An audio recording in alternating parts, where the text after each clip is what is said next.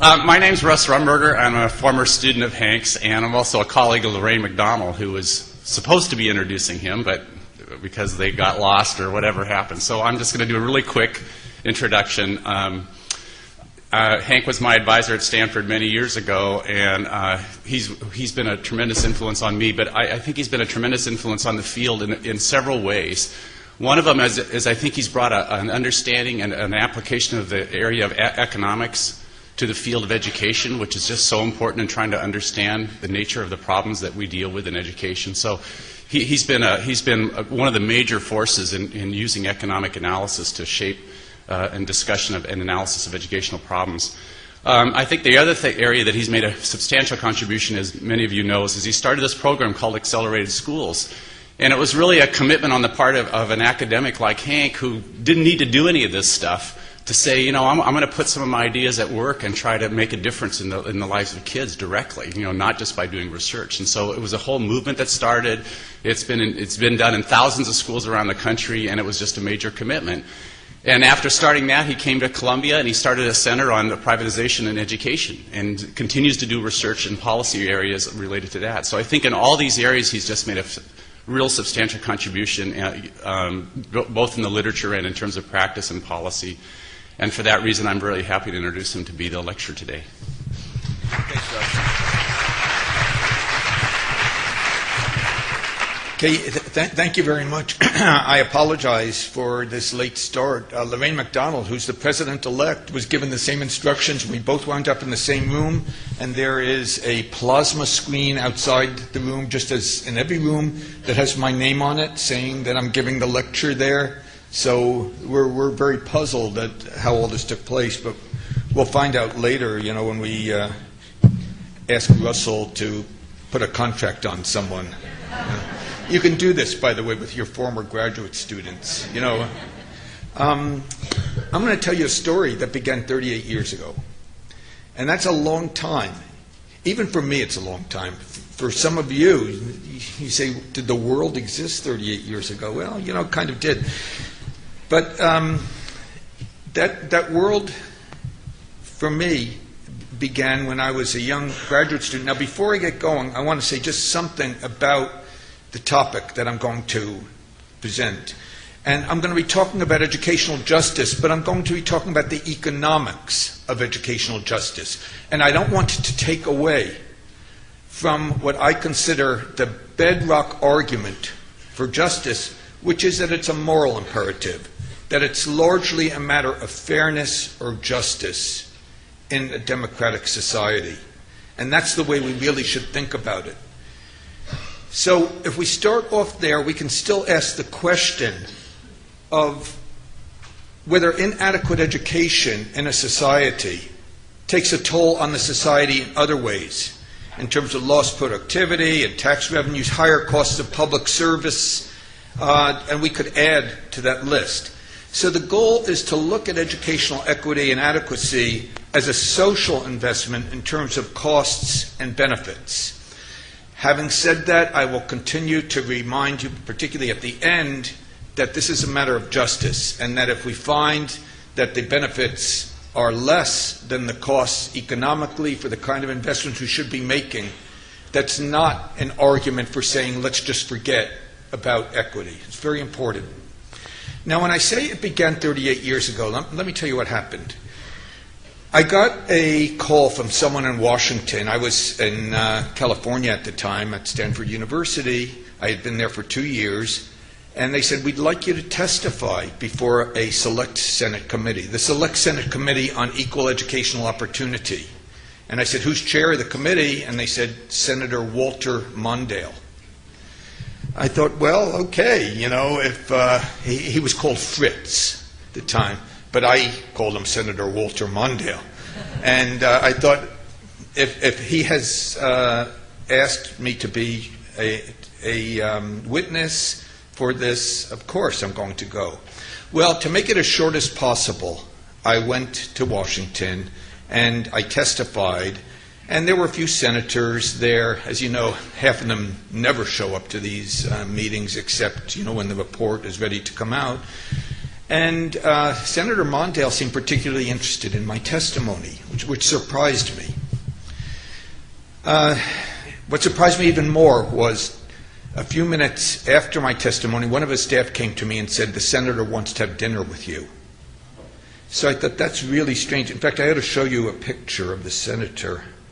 And there's Senator Walter Mondale. Now, we said 1970. I have to be honest with you. His picture was probably taken at least 10 years before. Mine is from 1973. And the reason is, if I had put on a picture from 1970, I would have scared all of you and half of you would have left.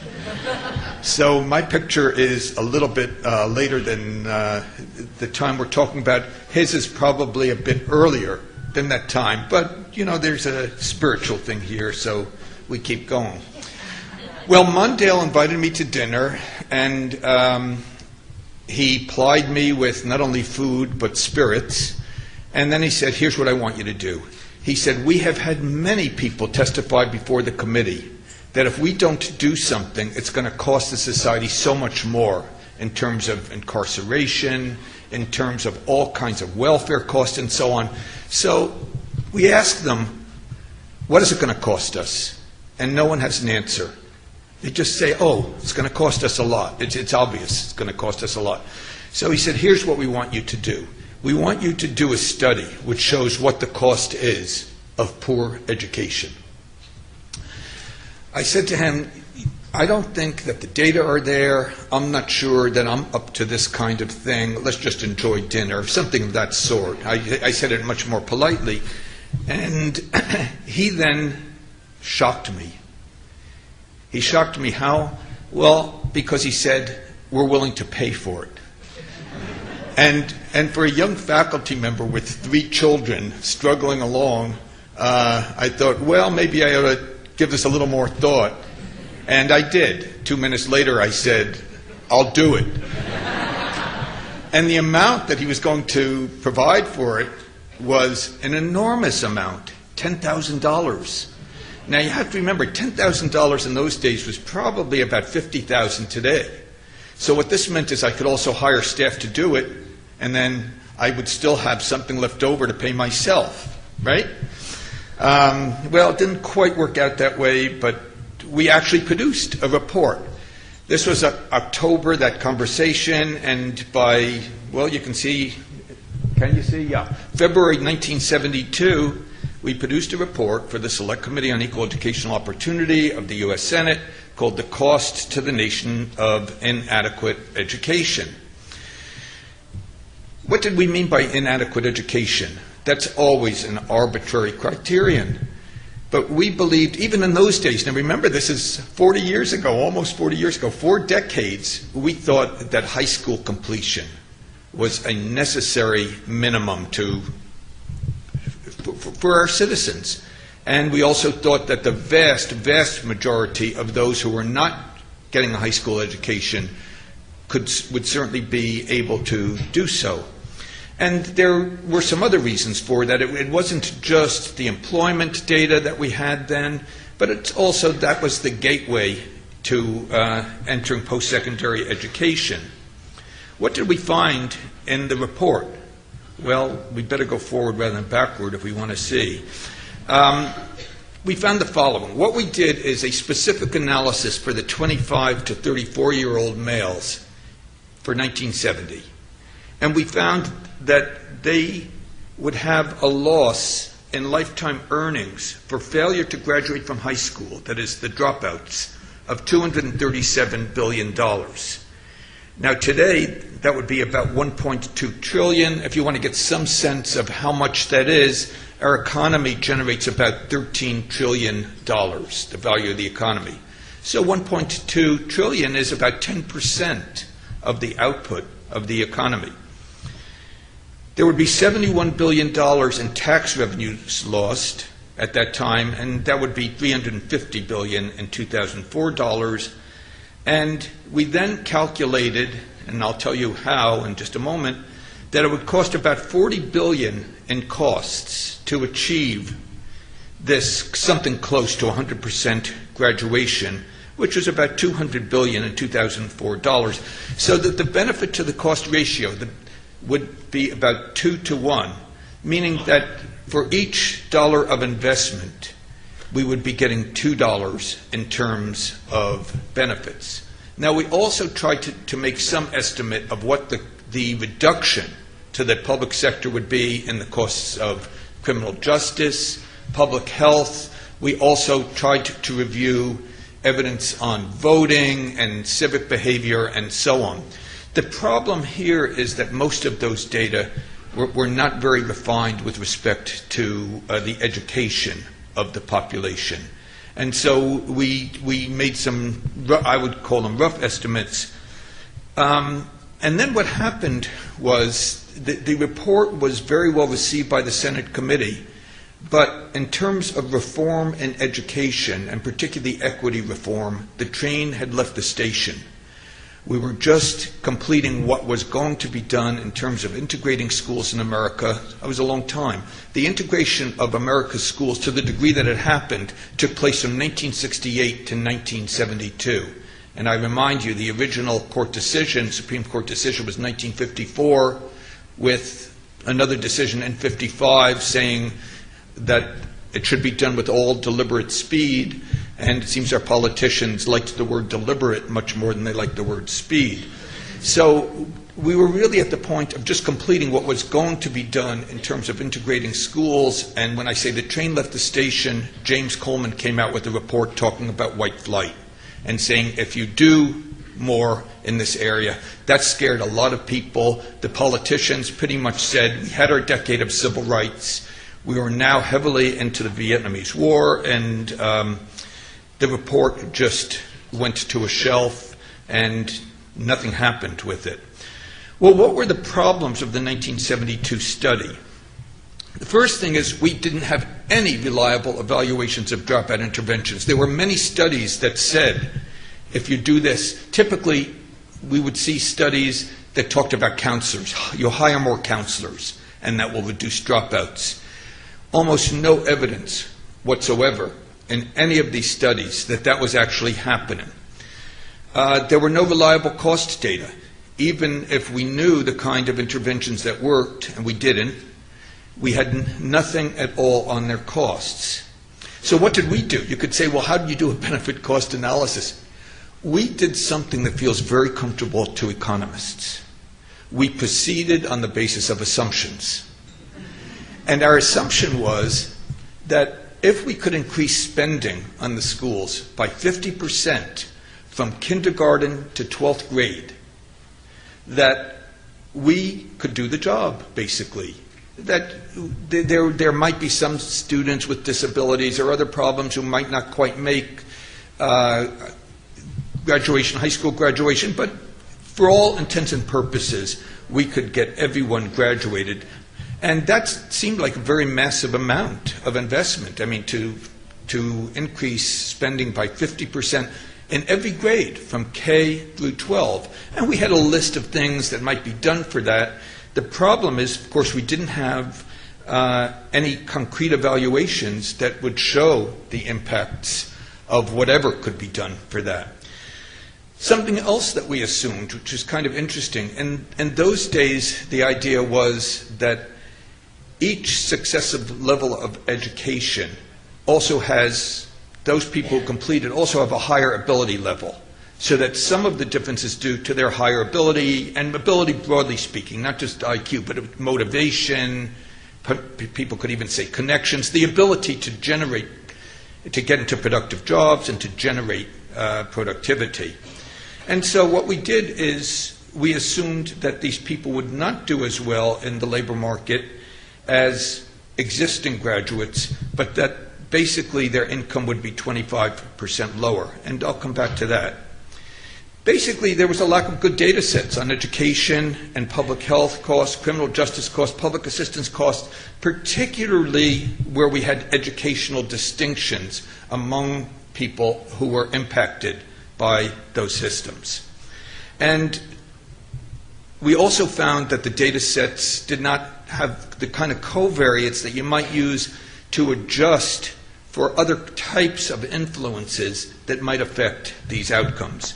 So there were a lot of problems with the 1972 study that we recognized. We felt that we did the best that we could under the circumstances. So what happened? Well, what happened is we, over time, and the we is a very broad educational community, began to work on many of these dimensions, and we decided that we could do a pretty good job many, many years later, 2004. So that was 34 years later. I wanted to mention my research team colleagues, Clive Belfield, who's an economist at Queens College, Cecilia Rouse, who's an economist at Princeton, and Peter Munig, who's a physician in public health at Columbia, but also has training in economics. And so we got together in 2004, and what we did is we began a series of studies which are still continuing, which are trying to estimate the payoffs to improving educational equity. Now, here's something, at least that was kind of interesting to me. I really thought that 40 years later we would have gotten much farther in reducing dropouts. And the fact of the matter is we hadn't gotten much farther. We had gotten a little farther in terms of reducing dropouts.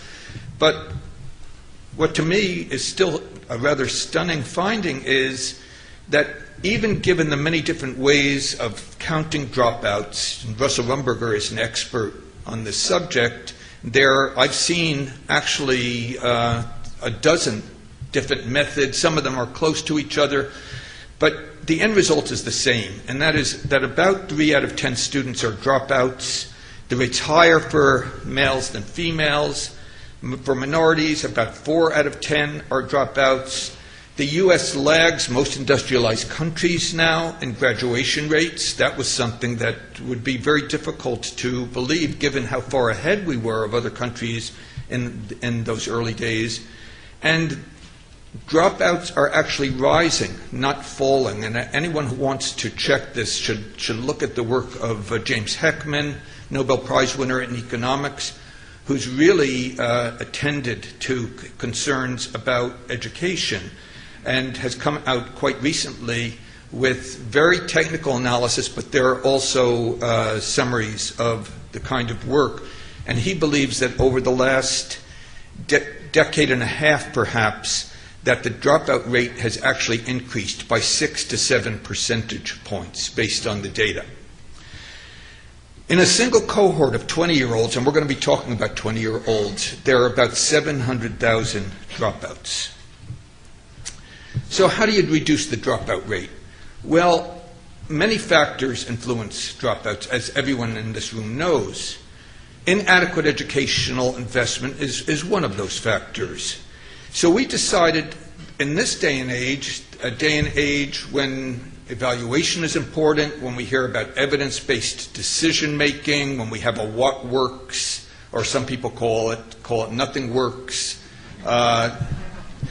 project, that we would make a very concerted search to find out which interventions seemed to have really strong evidence that they made a difference in terms of reducing dropouts.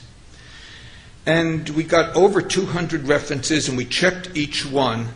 We found remarkably few with anything even approaching evidence that was credible, that is, with a reasonable evaluation design and execution. In fact, of the over 200 references, and we really scoured the country, we went to Mathematica Policy Research. They had several grants from the U.S. Department of Education to look at specific interventions where there were claims that they were effective. We scoured the literature, we did Google Scholar searches, and so on and so forth. And we came up with only 5 interventions, and perhaps the biggest surprise for us was these were interventions that are known to everyone here. You wouldn't even have to do a search. Now, some of the criteria. They had to be longitudinal to link interventions with high school graduation. They had to use experimental or strong quasi-experimental designs. The evaluation implementation had to be of a high quality. And these are the 5 interventions. I hope they're high enough. For those of you in the cheap seats, you're just going to have to trust me, okay? As I mentioned, they're familiar to most of us, the Perry Preschool program. First Things First, which is a high school intervention. Class size reduction, that's the Tennessee STAR study. The Chicago Child Parent Center program. And then one study that we found convincing on teacher salary increases. And what we did then is we said, if 100 students were exposed to any one of these 5 interventions, what would be the yield in terms of additional graduates? Now, here we have to be very careful. In any group of students, even students who are in the most disadvantaged situations, you're going to have high school graduates. They don't all drop out. If 60% graduate and you have an intervention and 60% still graduate, the effect of the intervention has been 0. So we were concerned with the additional yield out of 100 students that you could predict from these studies. And Perry Preschool had the highest with 19 additional graduates. First Things First, which is a high school intervention. It's very typical, by the way, of what we are doing in high schools today. Smaller units, personalization, heavy commitment to students, that is hiring personnel who have a very strong commitment to the students, counseling, smaller class sizes for these students. And there are many of those interventions going on today, but this is the only one that we could find that we felt had a credible evaluation. So I want you to keep that in mind. It doesn't mean there are only 5 interventions out there that make a difference. It simply means that there are only 5 interventions out there that we could find at that time that had credible evaluations where we could back up the claims. They graduated 16 additional students. The reduction of class size, which is the Tennessee STAR experiment, in which students with the maximum treatment, so to speak, had smaller class sizes, reduced from about 25 to 15 students for 4 consecutive years, starting in kindergarten, so kindergarten through 3rd grade. The Chicago Child Parent Center program, which puts very heavy emphasis not only on the kind of normal preschool services, but heavy parental involvement and nutrition and a range of services based in public schools, by the way. And then finally, teacher salary increases. And here, what we did is we looked at this with respect to a 10% increase in teacher salaries for all years K through 12. And I want to mention that this study had a 10-year time lag. It didn't expect that as you raised salaries, suddenly we would have a higher yield in terms of graduates. What it assumes is what good labor market economists would assume, which is that with higher salaries, we're able to attract a larger talent pool. If we choose among that talent pool, even choosing randomly, you're going to get better teachers, but hopefully not choosing randomly. That with that, over time, you're replacing teachers, and there is, as you know, quite a lot of teacher turnover, particularly in schools that have high dropouts or feeder schools to the so-called dropout factories. And so this particular study used a 10-year time lag in terms of assessing that. And we attribute about 5 additional graduates to that particular intervention. Now, moving on to the question of costs, and this is interesting for those of you in the audience who are evaluators. Almost no evaluations have accurate pictures of costs. They don't even have accurate pictures of the so-called treatment. That is, a clear understanding of what happened and what were the resources required that made that happen. That's a big handicap if you want to estimate costs. Most of them just go to some guy with a green visor and, croupier type, and they say, how much did this cost? And he looks, he pulls out his quill pen, dips it in ink, and he does ciphers. See, you don't even know that language, ciphers. You have to be old like me to know what that means. And what he comes up with is a number, and that becomes the number. It's almost never even close to the actual cost.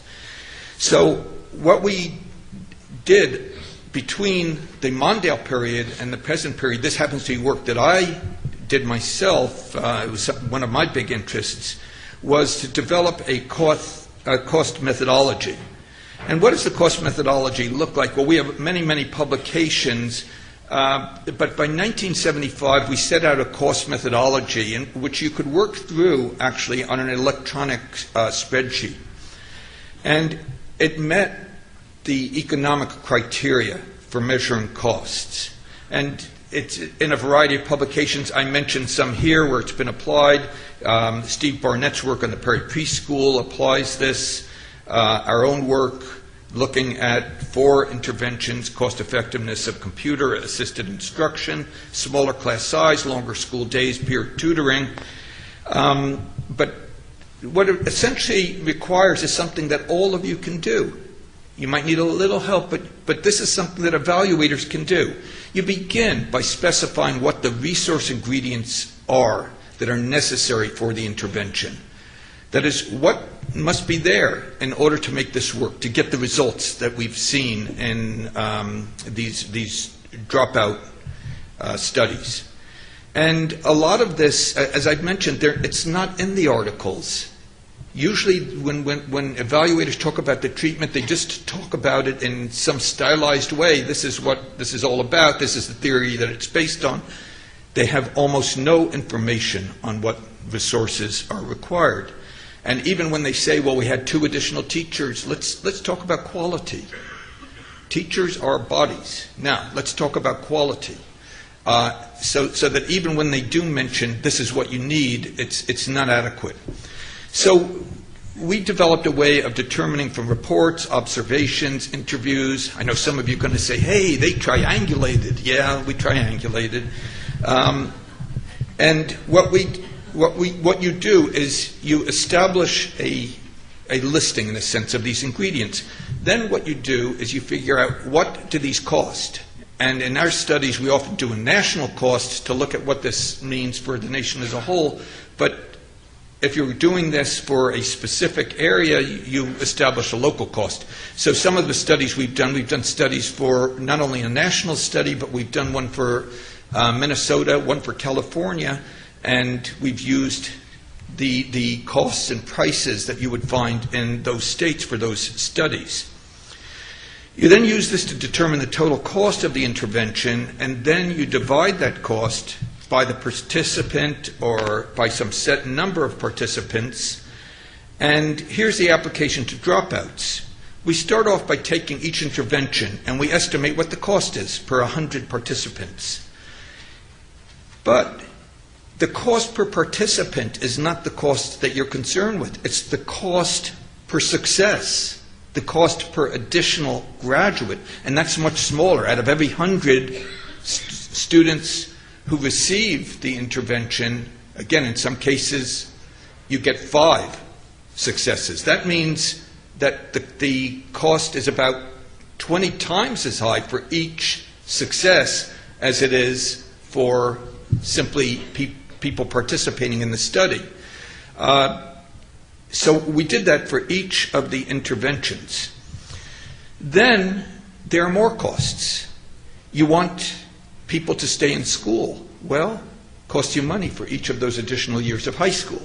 So you add that to the total. Now, a certain percentage of these graduates are going to move into post-secondary education. Precisely how many we don't know, but we thought if we used a conservative assumption, we wouldn't be far off.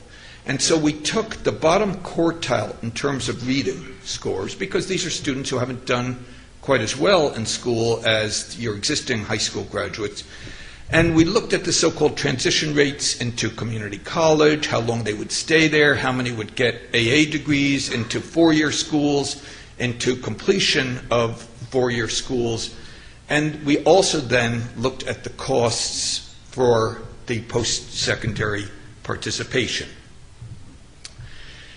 Now, here's where things get confusing for many people because they don't think this way. As you know, if you have benefits that occur over a lifetime, many people say, well, $1 today is the same as $1 40 years from now, so I'll just add them all up.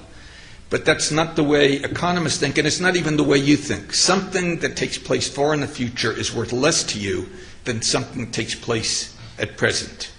That's what interest rates are all about. In order to get you to put something aside, we have to pay you an interest rate.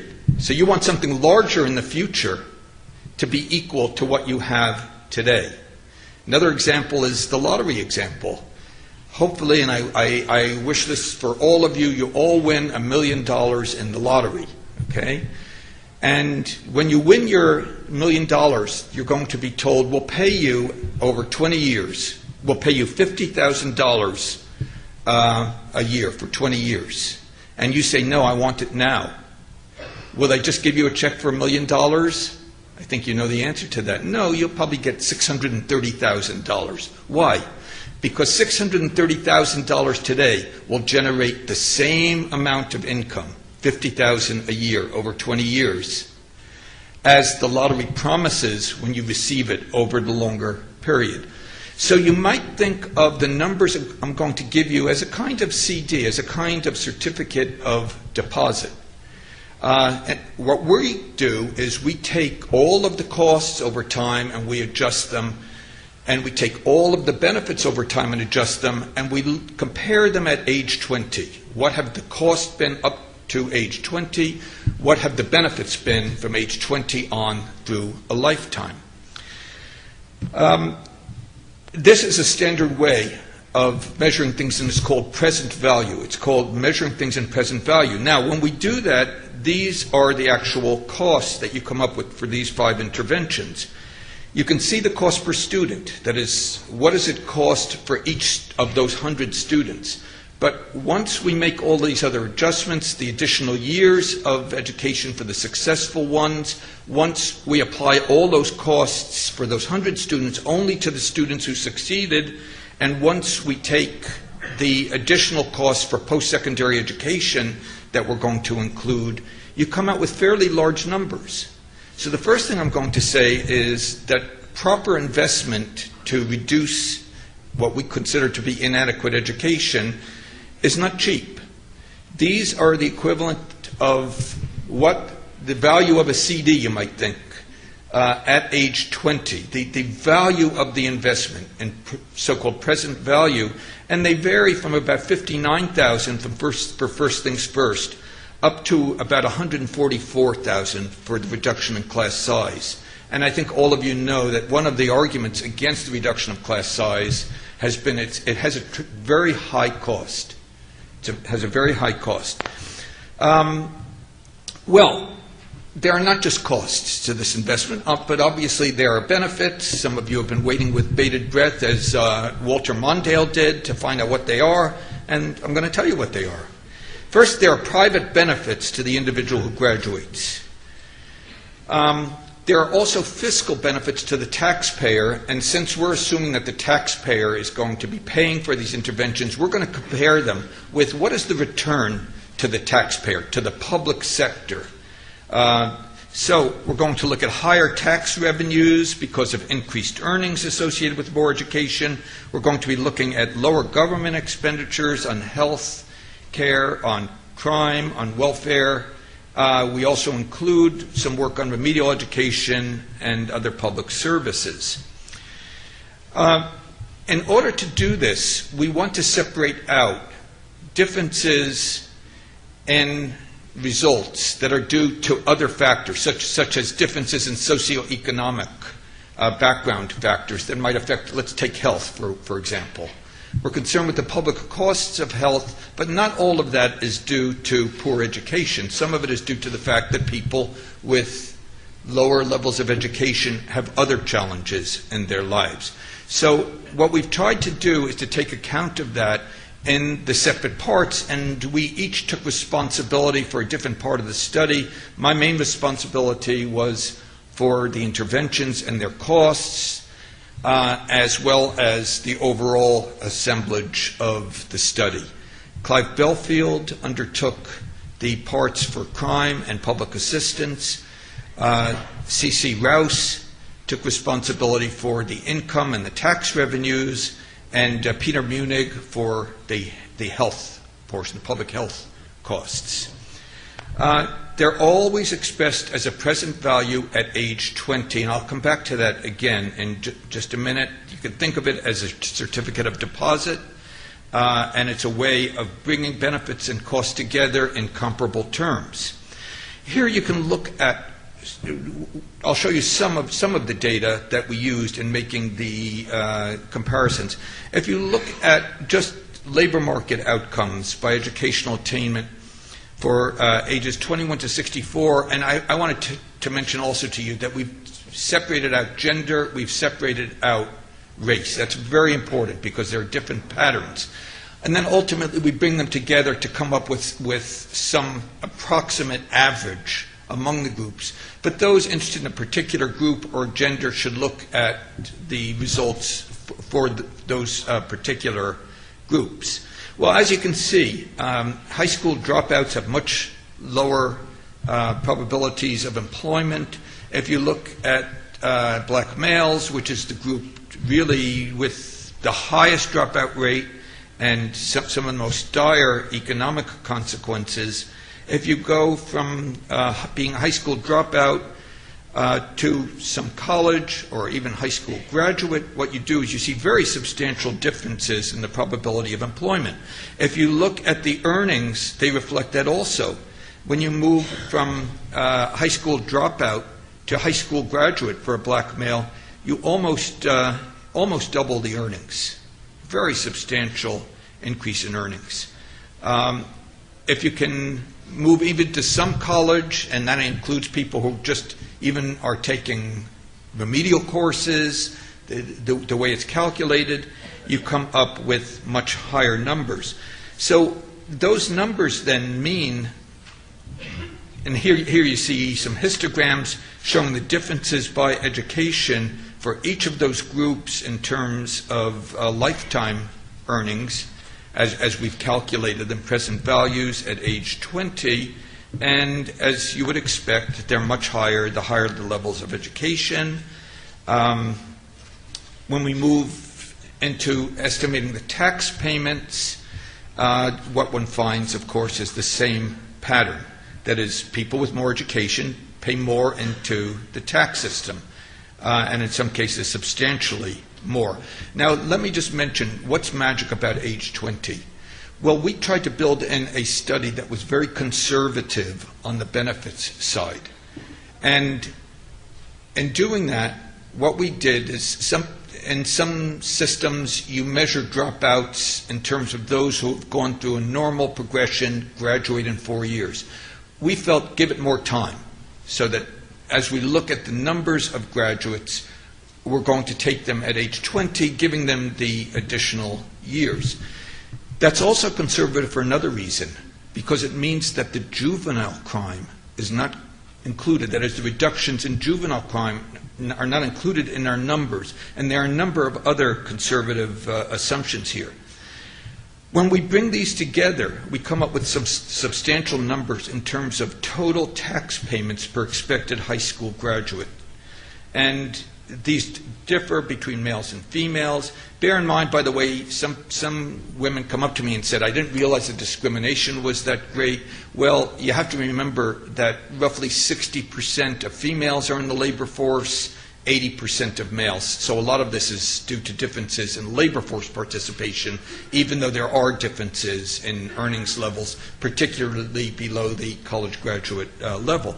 But coming up with an approximate amount, it's about $139,000, taking account for each additional graduate, high school graduate, with small probability of moving on into college. So that's included in here too. There's about 140,000 benefit to the taxpayer. When we look at health, as you know, education strongly correlated with good health, either directly because people seem to have a different lifestyle, have more knowledge of how to take care of themselves, or because of income.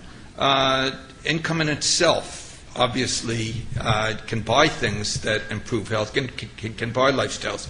Shocking statistic, at least for me, and we've seen this in a number of epidemiological studies. High school graduates live 7 years longer than dropouts.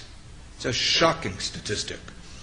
And I mentioned lifestyle differences, better knowledge and health decisions, and higher income, and also greater health insurance and private coverage. The higher the level of education you have, you're more likely to be employed, you're more likely to be employed in jobs that do have coverage.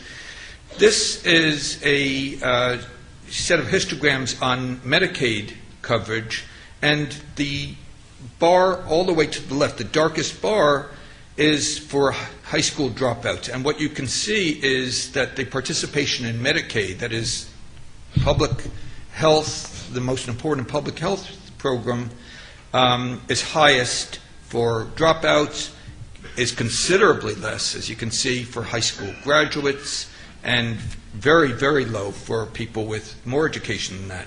If you look at a group like, for example, black females, more than 50% of them are on Medicaid. Very, very high proportion. Medicare also. Medicare, I didn't know this, by the way, but Medicare covers chronic illnesses even for people below the age of 65, renal failure, for example, and things of this sort. And you see the same pattern. When we bring all of this together, and by the way, we've adjusted for covariates that might also explain some of these factors that are non-educational, what you find is that the differences in terms of the present value of lifetime public health costs per capita are very substantial by level of education. If you look, for example, at white females, when you go from a high school dropout to a high school graduate, you see that they go down by more than 60%, more actually 70% almost. And when we bring all of this together,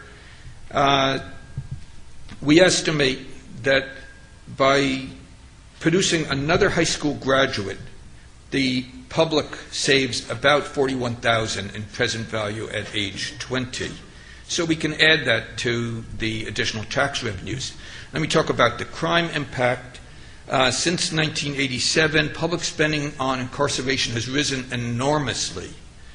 I think many of you know that.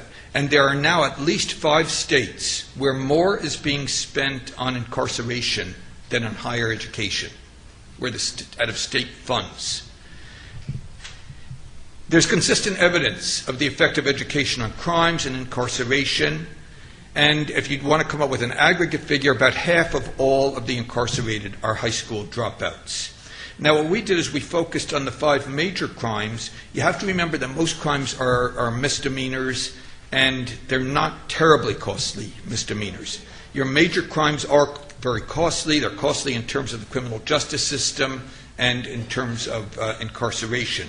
We also exclude fraud. We just don't have any good evidence on that. Someone asked us yesterday if education increases fraud, and the answer is it's not intended to. And as I mentioned, juvenile crime. In any event, these are interesting. These are some of the things that we've put together. But if you go from high school graduate, a high school dropout to a high school graduate, you reduce murder, rape, and violent crime by about 20% each.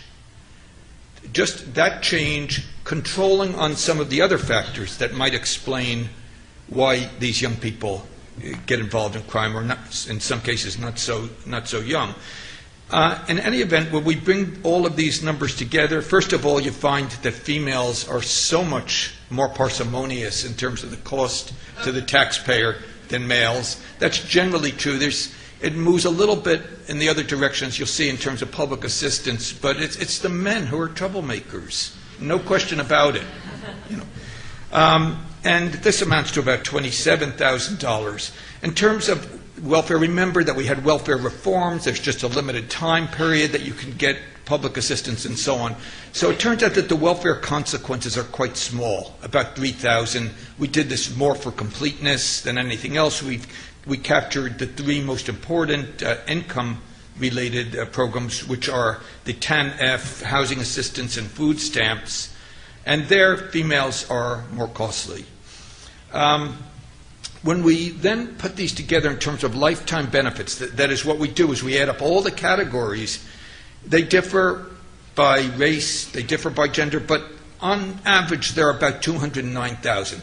That means that basically when we get a student who might have been a high school dropout to graduate and to have some probability of post-secondary education, what we do is we provide benefits to the taxpayer of $209,000, very much like a certificate of deposit. At age 20, this guy graduated, this woman graduated. For each of these, we're going to put on the table $209,000 in benefits in the form of a certificate of deposit. But we have to go back to the cost. That wasn't all free.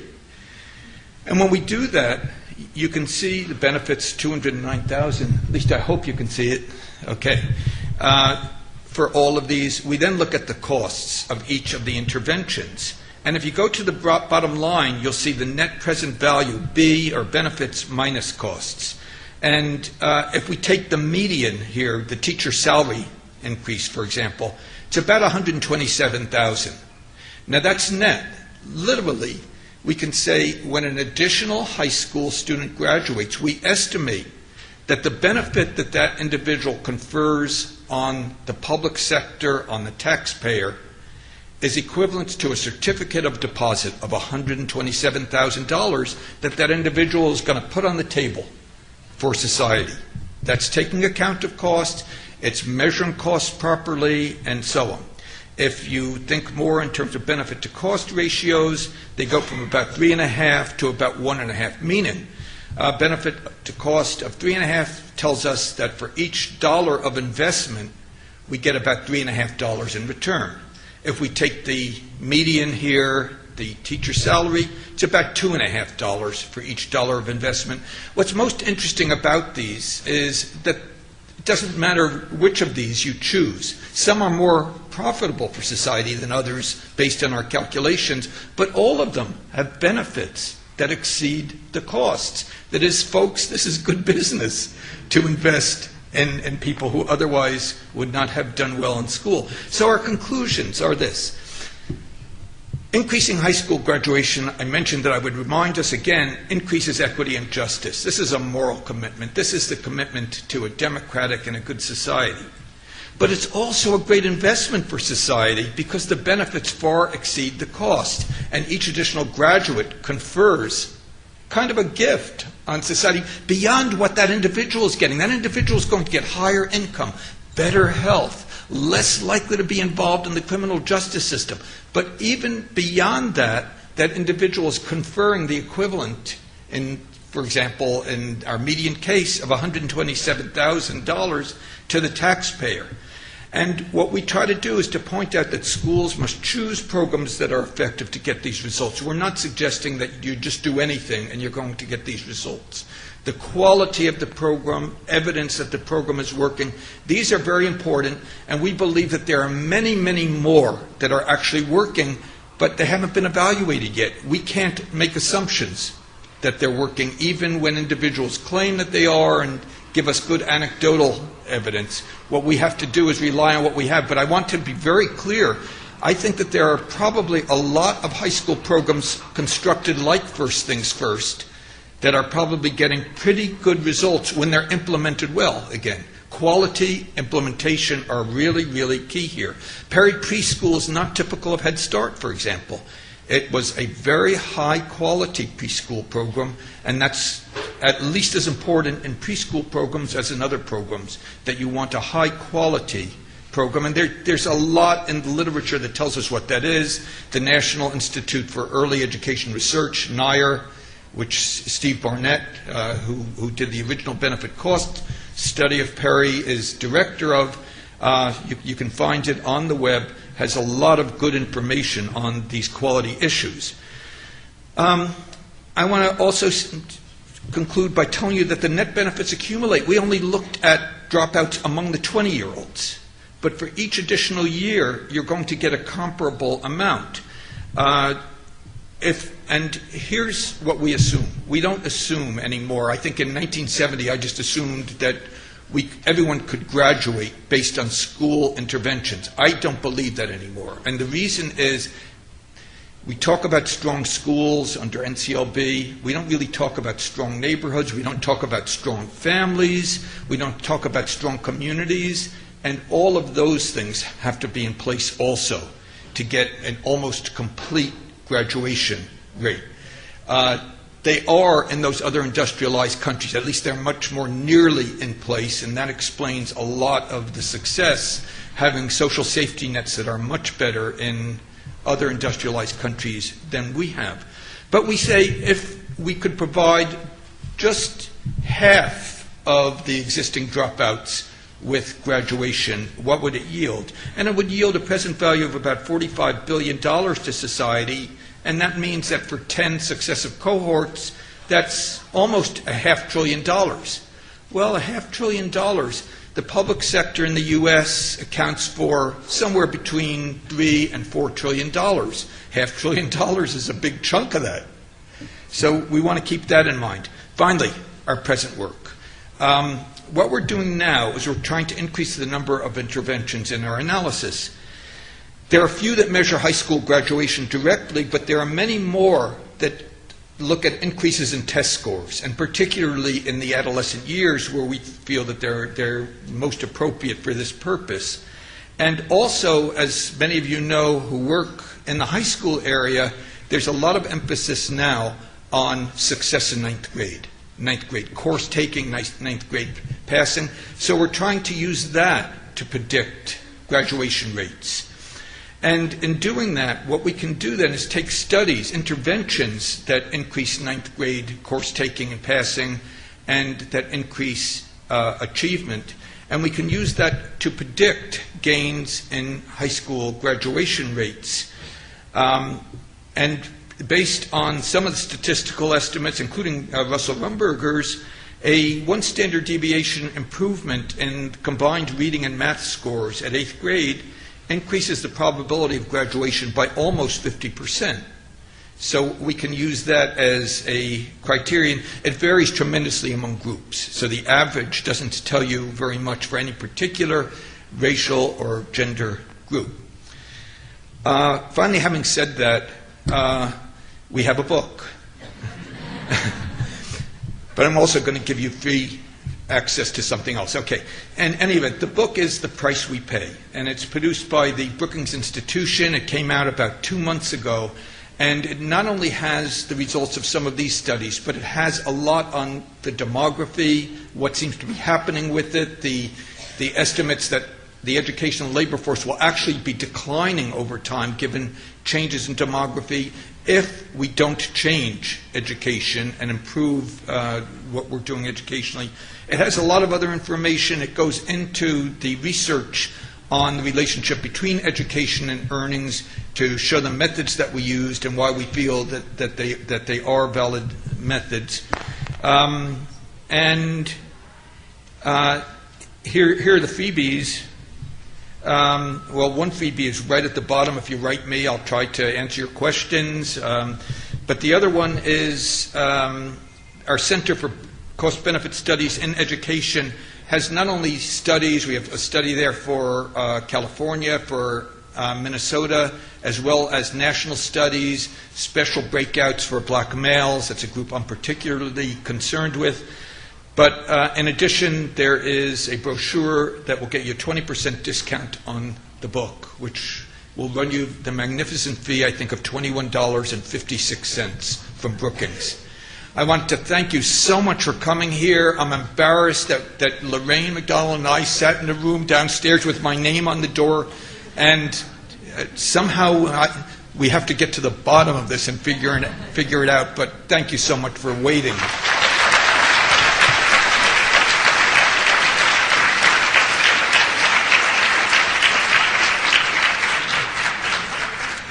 I think officially we actually have 5 more minutes, so if there are a couple of questions, I could try to answer them from here. Otherwise, we'll find some other way of responding. Could I ask you a question? Yeah, but say it loud, okay? The thought was fascinating, and I think from a state policy perspective, the majority of the cost will be borne by the states and localities, whereas when you're factoring the benefits, you factored in a lot of federal dollars. I'm wondering if you could look at it and look at the cost benefits to a particular state on average, removing the federal dollars from the benefit side, and also putting in an adjustment for migratory patterns of students leaving the state, Yeah. the benefits with them. Yeah. That's where the costs are going to be borne. That's where the analysis is going to be made. Yeah. State policy level. That cost-benefit analysis. Very important point. One of the things, let me go back to the fact that you've mentioned. The costs are largely borne by the state and local governments. We estimate about 2/3 of the costs are borne by the state and local governments, but about 2/3 of the benefits are received by the federal government. And so you have this imbalance, and this is one of the outcomes of our work that we want to do. We want to start to work on the federal system of finance, making arguments that at least over time, it's not going to happen instantly, that we begin to make some shifts in terms of support. Now, in terms of the question that you raised, have we done that? For California, we have, and you'll see in the reports on our website or on Russ Rumberger's website for the California Dropout Project, you will see some estimates of that and the very policies that you mentioned. But we want to do more of that. We want to refine that kind of analysis. So we'll continue in that direction. Would you estimate that generally there is a net benefit to a state? Oh, great question. In the case of California, as I recall, there is a net benefit, yeah. You'll have to look at the calculations. Now, one of the things that we did in California is we also tried to look at the overall social benefits to the whole state. One of the effects of education is the more education your colleagues have, the higher the productivity of any one individual. That is, education broadly speaking, also improves the earnings and productivity of individuals who may not have benefited from that particular level of education. And so we've calculated some of those from the literature, from the empirical literature. But you'd actually have to look at the study to see. Okay? Well, thank you very, very much. I really appreciate your waiting.